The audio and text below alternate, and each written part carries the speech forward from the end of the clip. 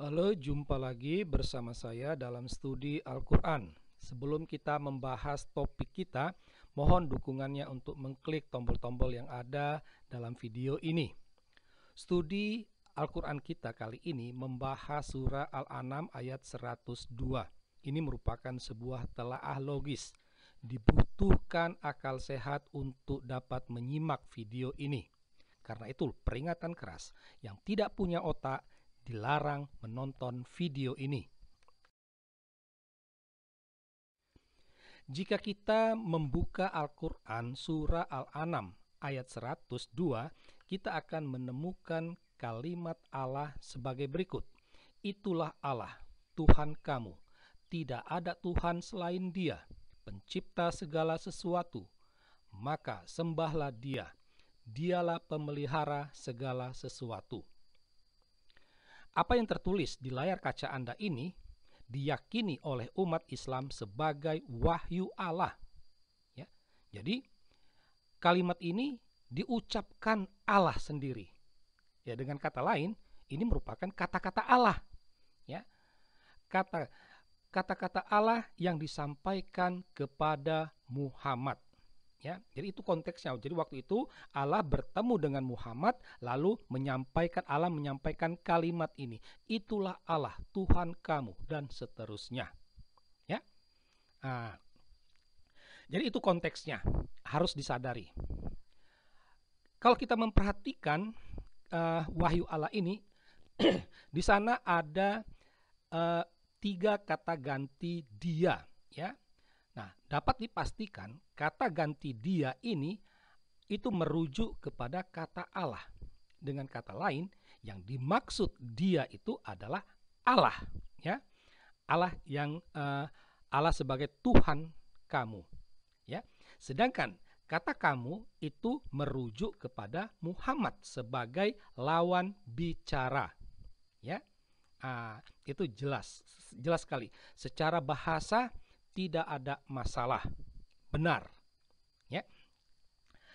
Jika kita memperhatikan ya wahyu Allah ini lepas dari konteksnya, ya, maka kita dapat langsung memastikan bahwa wahyu Allah ini hendak menegaskan konsep tauhid.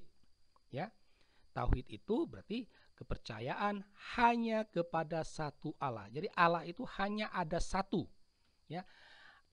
Allah itulah yang disembah, Allah itulah yang diimani. Itulah konsep tauhid. Ya. Jadi kalau kita membaca wahyu Allah tadi itu lepas dari konteksnya, maka yang kita dapat adalah bahwa wahyu Allah ini menegaskan konsep tauhid.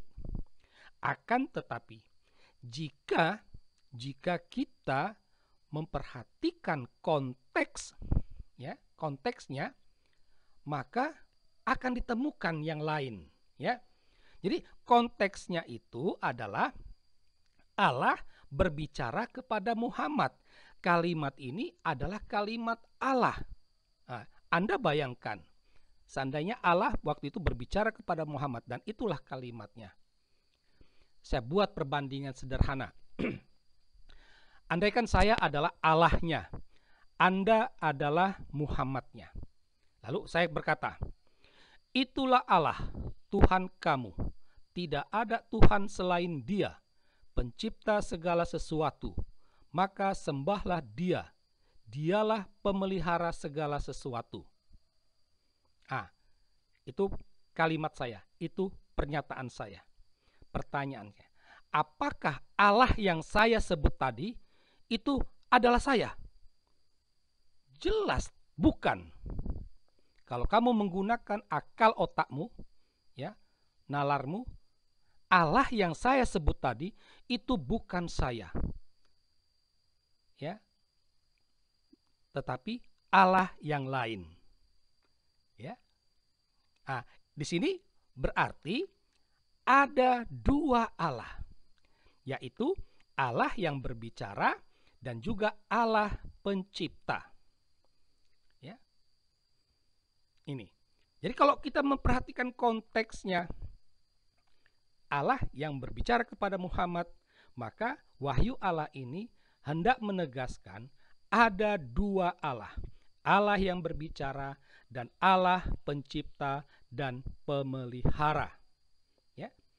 Allah yang berbicara dan Allah yang pencipta ini jelas berbeda, jelas tidak sama. Ya. Ini hendak menegaskan adanya dua Allah.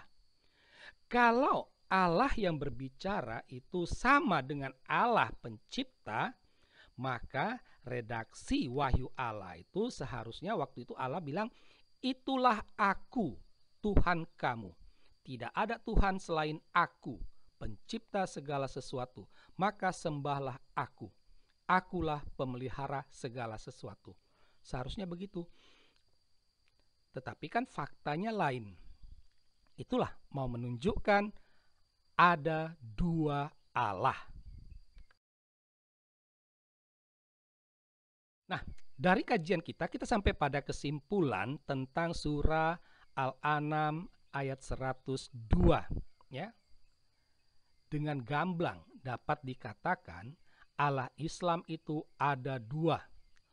Allah yang sedang berbicara dan Allah pencipta dan pemelihara.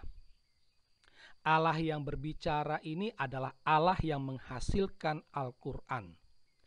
Dan Allah yang menghasilkan Al-Quran ini berbeda dengan Allah pencipta dan pemelihara. Allah pencipta dan pemelihara inilah yang selalu disembah oleh umat Islam. Sedangkan Allah yang berbicara tidak disembah, dia hanya didengar saja. Ya kan gitu. Ya.